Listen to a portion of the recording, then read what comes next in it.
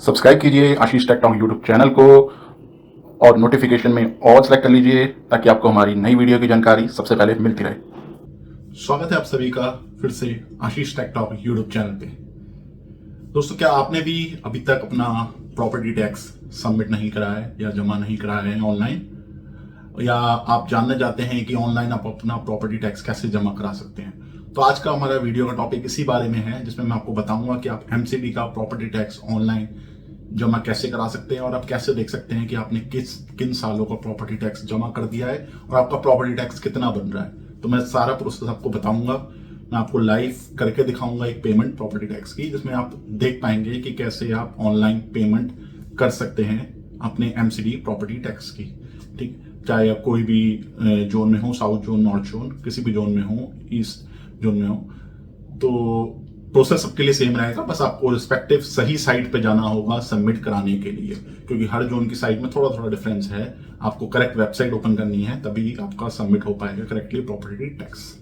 तो देर ना करते हुए चलिए हम अपने वीडियो के टॉपिक में आते हैं, जिसमें मैं आपको शुरू से लेकर आखिरी तक के सारे स्टेप्स दिखाता हूं अपने लैपटॉप पे कि आप कैसे ऑनलाइन अपना प्रॉपर्टी टैक्स इजिली सबमिट करा सकते हैं और उसमें आपको क्या चीज ध्यान रखनी होगी।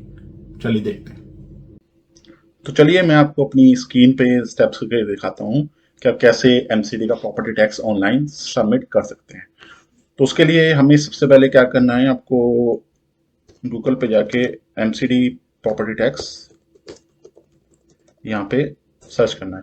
ठीक है, तो यहाँ पे ये सिटीजन पोर्टल आपके सामने खुलेगा, आपने इस पे क्लिक करना है। अब यहाँ पे एक चीज आपने ध्यान देनी है कि यहाँ पे आप देखिए जो यूआरएल है ऊपर, वहां पे लिखा हुआ है mcdonline.net.in citizen EDMC। EDMC मतलब ईस्ट एमसीडी का है ये। ठीक है, अगर आपका जो जोन है वो ईस्ट एमसीडी में आता है तो आप इस पोर्टल पे आना, वरना आप अगर आपका नॉर्थ में आता है तो वहां पे आपको डीएमसी के आगे जो ये ई लगा हुआ है, ई की जगह आपने एन लगाना है अगर नॉर्थ में आता है। अगर साउथ में आता है तो एस लगाना है और वेस्ट के लिए डब्ल्यू लगाना है। ठीक है, तो यहाँ पे क्योंकि जो बाय डिफॉल्ट यूआरएल यहाँ पे खुलता है, आप जब एमसीडी प्रॉपर्टी टैक्स करते हो तो वो कुछ भी खुल सकता है। वो जैसे मेरा नॉर्थ एमसीडी में आता है, लेकिन मेरा जो खुला है वो ईस्ट एमसीडी का खुला है। तो ऐसे में होगा क्या कि अगर आपका पहले से अकाउंट बना हुआ है इस साइट पे, तो वो आपका अकाउंट फाइंड नहीं करेगा, क्योंकि आपका अकाउंट बना हुआ है नॉर्थ एमसीडी के अंदर वेबसाइट पे और आप लॉग इन कर रहे हो ईस्ट वाले में, तो वो फाइंड ही नहीं करेगा आपका यूजर नेम। तो आपने सही पोर्टल में लॉग इन करना है। तो आपको ये पहचानना है ऊपर से सिटीजन के बाद ईडीएमसी है, यहाँ पे ईडीएमसी है, एनडीएमसी है, क्या है। तो अगर आपका नॉर्थ एमसीडी है तो यहाँ पे ई हटा के आप एन टाइप कर दीजिए और एंटर कीजिए। अब ये पोर्टल आपका खुल गया है। अगर आपका अकाउंट पहले से नहीं बना हुआ है, आपने बनाना है, तो आपको यहाँ पे अकाउंट अपना क्रिएट करना पड़ेगा न्यू यूजर पे जाके। उसमें वो क्या क्या डिटेल्स आपसे मांगेगा, आपने रजिस्टर एज ए सिटीजन करना, name, father name, mobile, captcha, email ID, ये सब डाल के आपको अपना अकाउंट बनाना पड़ेगा। ठीक है, और फिर आपको अपनी प्रॉपर्टीज जो है उसमें सबमिट करनी पड़ेगी। लेकिन अगर आपका पहले से अकाउंट बना हुआ है, जैसे मेरा पहले से बना हुआ है, तो मैं सीधा लॉग इन करता हूँ अपने फोन नंबर से। तो अकाउंट बनाने के बाद भी आपको लॉग इन करना पड़ेगा अपने फोन नंबर से, जिस भी नंबर से आपने अकाउंट बनाया है। तो यहाँ पे हम ओटीपी जनरेट करेंगे। तो ओटीपी जनरेट हो गई है, मैं यहाँ पे ओटीपी डालता हूँ।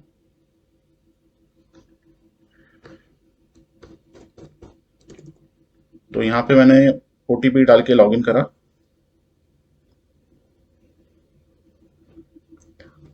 लॉगिन होने के बाद आपके पास इंटरफेस खुल जाता है इस पोर्टल का, जहाँ पे आपकी लिस्टेड प्रॉपर्टीज आ जाती हैं, कौन कौन सी लिस्टेड प्रॉपर्टीज हैं। अगर आप फर्स्ट टाइम लॉगिन कर रहे हो तो नहीं आएगा ये ऑप्शन आपके पास, लेकिन अगर आपने पहले से प्रॉपर्टी रजिस्टर कर रखी है तो आपके पास ये ऑप्शन आ जाएगा। वरना अगर आपने प्रॉपर्टी रजिस्टर करनी है या फर्स्ट टाइम आपने अकाउंट बनाया है, तो यहाँ पे रजिस्टर न्यू प्रॉपर्टी का आपको बटन दिखेगा। यहाँ पे क्लिक करके आपने अपनी प्रॉपर्टी जो है रजिस्टर करनी है। इस पे क्लिक करने पे जब आप इस पे क्लिक करोगे तो अप्लाई फॉर न्यू यूपीआई से आपने करना है। ठीक है, तो जब आप ये करोगे तो आपके पास ये ऑप्शन आ जाता है, जहाँ पर आपको अपनी प्रॉपर्टीज की डिटेल वगैरह डालनी पड़ती है कि ओनरशिप टाइप क्या है, प्रॉपर्टी कैटेगरी क्या है, हाउस नंबर क्या है, ये सारी चीज आपको डालनी पड़ती है। उसके बेसिस पे फिर टैक्स जो है आपका कैलकुलेट होता है। लेकिन अगर पहले से आपकी प्रॉपर्टी एडेड है तो आपने सिंपली क्या करना है कि आपकी प्रॉपर्टी पहले से जो लिस्टेड प्रॉपर्टीज हैं जो आपने ऐड कर रखी है वो यहाँ पे आपको शो हो जाएंगे। तो आपने जिस भी प्रॉपर्टी का टैक्स जमा करना है, जैसे सपोज मुझे इसका करना है, तो मैं इस प्रॉपर्टी के एक्शन पे क्लिक करूंगा, मैं यहाँ पे पे टैक्स करूंगा। ठीक है, तो पे टैक्स जब मैं करूंगा तो ये यहाँ पे मुझे ऑप्शन दिखाएगा टैक्स पे करने का। अब यहाँ पे आप देखिए मेरे सामने लिस्ट खुल गई है कि कौन कौन से ईयर का मैं पे कर चुका हूँ। 23 से 24 का कर चुका हूँ, 22 से 23 का कर चुका हूँ, 21 से 22 का कर चुका हूँ, 20 से 21 का मैंने पे नहीं करा है। तो मैं वो अब आपके सामने पे करके दिखाऊंगा 20 और 21 का टैक्स, कि वो कैसे पे करना है। ठीक है, तो यहाँ पे अगर आपने किसी भी ईयर का पे नहीं करा हो तो वो यहाँ पे लिस्टेड आ जाएगा, आप उस ईयर को सिलेक्ट करके उसका पेमेंट कर सकते हो। तो यहाँ पे जैसे मैंने 20-21 का पे नहीं करा है, तो मैं यहाँ पे सबमिट करके इस ईयर का पे करूंगा।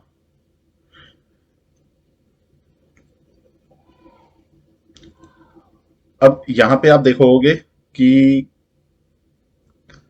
ये टैक्स जो है कैलकुलेट होके आ जाता है बेस्ड ऑन द प्रॉपर्टी, जितनी भी मैंने डाल रखी हैं वो उसका आ जाता है कैलकुलेट होके अपने आप। जो मैंने एरिया डाल रखा है, जैसे मैंने ना 2-3 फ्लोर थे तो मैंने ग्राउंड फ्लोर का डाला था, फिर फर्स्ट फ्लोर भी मैंने ऐड करा हुआ था, सेकंड फ्लोर भी ऐड करा हुआ था, तो सबका आप देख रहे हो एरिया कैलकुलेट होके आ रहा है। ठीक है, एरिया कैलकुलेट आ रहा है, उनके जो ये मैट्रिक्स है कैलकुलेट करने की, उसके हिसाब से ये कैलकुलेशन होता है। तो एंड में मेरा टैक्स पेबल जो मुझे टैक्स भरना है वो 1535 का है, जो नेट टैक्स पेबल मेरा आ रहा है, जिसमें मुझे 400 रुपए की रिपीट भी मिली हुई है। तो नेट मेरा 1535 बन रहा है। तो अब यहाँ पे मेरे पास ऑप्शन होता है पे करने का। ठीक है, तो यहाँ पे मैं पे करूंगा इसे,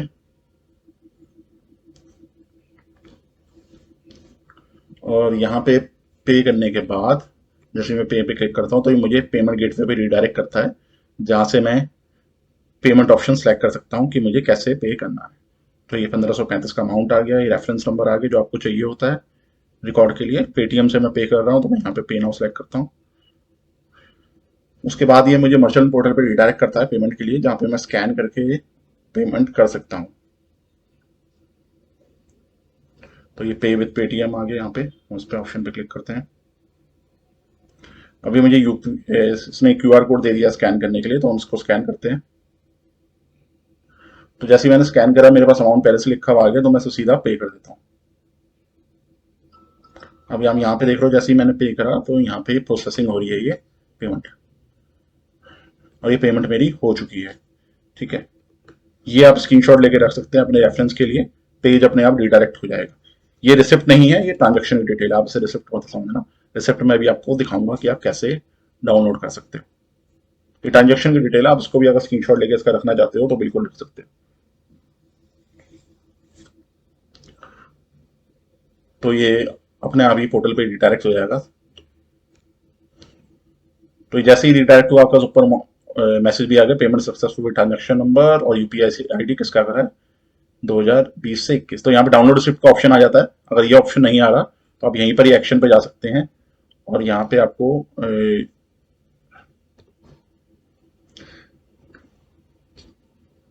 यहाँ पे जाके आप वेरीफाई कर सकते हैं पेमेंट का स्टेटस, कि आपकी जो है पेमेंट जो है सही हुई है नहीं। पेमेंट की पासबुक भी आप देख सकते हैं क्या है। ठीक है, तो हम इस पे क्लिक कर लेते हैं। तो डाउनलोड रिसिप्ट आप यहाँ से कर सकते हैं, यहाँ पे जाके आपका डाउनलोड हो जाएगा। तो ये पेमेंट हैं जो सारी हमने करी हैं, 22-23, 21-22, 20-21, 23-24। ठीक है, तो ये सारी पेमेंट आपको यहाँ पे मिल जाएंगी, और यहाँ पे आप डाउनलोड कर सकते हो रिसिप्ट जिस भी ईयर की करनी हो। तो अभी हमने 20-21 की करी थी, 1535 की, तो हम यहाँ से क्लिक करेंगे और डाउनलोड रिसिप्ट कर लेंगे। तो डाउनलोड रिसिप्ट से हमारी जो है रिसिप्ट डाउनलोड हो जाती है, और आप इसको सेव करके रख सकते हो अपने कंप्यूटर में, और अपने ड्राइव वगैरह अगर आप यूज़ करते हो तो आप वहाँ पे भी इसे सेव कर सकते हो फॉर योर रिकॉर्ड। तो उसमें आपको सारा आ जाता है कि यूपीआई आईसी के अगेंस्ट आपने पेमेंट वगैरह करी है। ठीक है, तो कुछ इस तरीके का इसका फॉर्मेट होता है, इस तरीके का आपको उसमें फॉर्मेट मिल जाता है, इसमें डिटेल्स वगैरह अगर आपकी प्रॉपर्टी की और सारी चीज़ें उसमें आ जाती है। ठीक है, तो आप इसमें प्रिंट डाउनलोड करके इसे सेव कर सकते हो। तो यहाँ पे हो जाता है। अब आप इसमें इसमें जब जाओगे, जैसे मैं ये वाले में दोबारा जाता हूँ, तो इसमें देखिए आपको जैसे व्यू प्रॉपर्टी डिटेल जो है अगर मैं करता हूँ, तो यहाँ पे आपको अपनी प्रॉपर्टी की इन्फॉर्मेशन मिल जाती है। अगर आपने कुछ चेंज भी करना है तो आप चेंज कर सकते हो उसे। अगर आपने कुछ लाइक गलत सबमिट हो गया, गलत एंट्री हो गई है, तो यहाँ पे आपको सारी डिटेल्स मिल जाती हैं फिल हुई हुई। ठीक है। अब इसमें एडिटिंग अगर आपने कुछ करनी हो तो आप कर सकते हो। इसमें आपको ऑप्शन मिल जाता है कुछ चेंजेस करने का, अगर कुछ गलत सबमिट हो गया है। तो इसमें जब आप बैक जाओगे, यहाँ पे आपकी प्रॉपर्टी लिस्टेड आ रही है, तो यहाँ पे आप एडिट एक्शन पे करके आप एडिट प्रॉपर्टी और ओनर डिटेल्स पे क्लिक कर सकते हो। ठीक है, तो यहाँ पे आपको ऑप्शन मिल जाएगा उसे मॉडिफाई करने का। जैसे मेरे सामने इनेबल हो गया तो मैं इसे चेंज वगैरह कर सकता हूँ, जो भी मुझे चेंज करना है। तो यहाँ पे आपको सब मिल जाता है, टोटल लैंड एरिया कितना है, ग्राउंड एरिया कितना है। तो ये आप अगर कर रहे हो तो आपको पता होगा कि आपका एरिया कितना है स्क्वायर मीटर में। ठीक है, इसमें कुछ चीज़ें जो हैं जो आपको देखनी होती हैं, लाइक ऑक्यूपेंसी फैक्टर क्या है, तो ये सब चीज़ें जो है आपको सिलेक्ट करनी पड़ती हैं। ठीक है, यूज फैक्टर क्या है, तो रेजिडेंशियल ही होता है मोस्टली। अगर आप रेजिडेंशियल के लिए कर रहे हो, घर के लिए कर रहे हो, तो रेजिडेंशियल ही रहता था।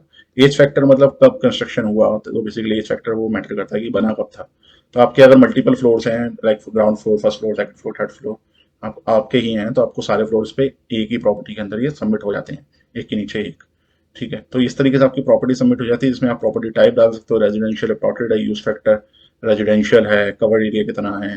ठीक है, स्ट्रक्चर फैक्टर, तो ये स्ट्रक्चर फैक्टर आपको पता होगा, तो उसमें हम PUCC एक सेलेक्ट कर लेते हैं।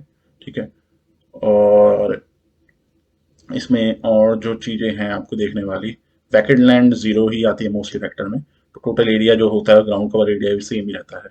ठीक है, और इसमें ऐसा कुछ है नहीं, एक्सेप्शन वगैरह सेलेक्ट नहीं करते। ऑक्यूपेशन सेक्टर में सेल्फ ऑक्यूपाइड होता है, क्योंकि आप खुद रह रहे हो उसके अंदर। ठीक है, तो उसमें और भी ऑप्शन आपको मिल जाते हैं, सेल्फ ऑक्यूपाइड, नॉन रेजिडेंशियल है, या फिर गवर्नमेंट वाला है, तो आपको अकॉर्डिंगली सिलेक्ट करना होता है इसमें, जो भी आपके लिए वैलिड हो। ठीक है, और यहाँ पे फिर ये डॉक्यूमेंट्स भी होते हैं कुछ अपलोड करने के लिए। ठीक है, अगर आपके पास अवेलेबल हैं तो आप बिल्कुल इसे सबमिट कर सकते हैं। और यहाँ पे फ्लोर ऐड कर सकते हो आप, लाइक अगर आपने फर्स्ट ग्राउंड और फर्स्ट का रखा और आपका सेकंड फ्लोर अभी कंस्ट्रक्ट हुआ है, आप वो भी ऐड करना चाहते हो, तो हम यहाँ पे सिंपली ऐड पे क्लिक करके आगे की डिटेल और ऐड कर सकते हो। ठीक है, तो इसमें ऑप्शन और खुल जाते हैं जिसमें आप एक और फ्लोर अपना ऐड कर सकते हो। तो अकॉर्डिंगली फिर वो टैक्स जो है दोबारा से वैसे ही कैलकुलेट होता है, जितने भी फ्लोर्स आपके हैं। तो अभी जो हमने भरा है टैक्स, वो मेरा 3 फ्लोर का टैक्स था, ग्राउंड, फर्स्ट और सेकंड, उसके हिसाब से था। ठीक है, तो और उसमें इंटरेस्ट भी एडेड था, क्योंकि वो 20 और 21 का था। ठीक है, तो इस तरीके से मैंने आपको इजी स्टेप्स बताया कि आप कैसे अपने प्रॉपर्टी को टैक्स जो है ऑनलाइन फिल कर सकते हो, एंड NDMC की साइट के थ्रू। ठीक है, तो अगर ये बहुत इजी से स्टेप्स हैं, अगर आपने वीडियो को ध्यान से देखोगे तो आपको सब समझ में आ गया होगा कि कैसे ऑनलाइन पे किया जा सकता है। बस आपको इन्फॉर्मेशन सही सिलेक्ट करनी है, सही एंटर करनी है। अगर गलत इन्फॉर्मेशन एंटर करोगे तो टैक्स जो है कैलकुलेट होकर गलत आ सकता है। तो अपने मेक श्योर जो आप इन्फॉर्मेशन यहाँ पर प्रॉपर्टी की डाल रहे हो वो सही हो, लैंड एरिया सही हो, और जो आपने बाकी चीज़ें डाली हैं, ऑक्यूपेंसी फैक्टर, एज फैक्टर और बाकी चीज़ें, वो सही आपने फिल करी हो। ठीक है, तो ये मैंने आपको इजी से स्टेप्स बताए ऑनलाइन प्रॉपर्टी टैक्स फाइल करने के। तो ये हमने देखा कि हम ऑनलाइन कैसे एमसीडी प्रॉपर्टी टैक्स सबमिट कर सकते हैं। तो ये मैंने शुरू से लेकर आखिरी तक का प्रोसेस आपको बताया, जिसमें मैंने जो लिस्टेड प्रॉपर्टी थी उसका मैंने प्रॉपर्टी टैक्स जमा करा। मैंने दिखाया आपको कि आप कैसे चेक कर सकते हैं कि किन सालों का जमा हो गया है, और मैंने आपको रिसिप्ट भी दिखाई कि रिसिप्ट अगर आपने निकालनी हो, जो जमा हो गया टैक्स उसकी रिसिप्ट निकालनी हो, तो वह रिसिप्ट भी कैसे निकाल सकते हैं ऑनलाइन प्रॉपर्टी टैक्स की। तो ये एक आज की एक वीडियो थी जिसमें हमने ये टॉपिक कवर करा एमसीडी प्रॉपर्टी टैक्स का। तो उम्मीद है आपको ये वीडियो अच्छी लगी होगी। अगर वीडियो अच्छी लगी हो, पसंद आई हो, तो इस वीडियो को लाइक एंड शेयर करना ना भूलें अपने दोस्तों के साथ, एंड हमारे चैनल को सब्सक्राइब करना बिल्कुल ना भूलें। तो मिलते हैं अपनी नेक्स्ट वीडियो में एक और नए टॉपिक के साथ। Thank you.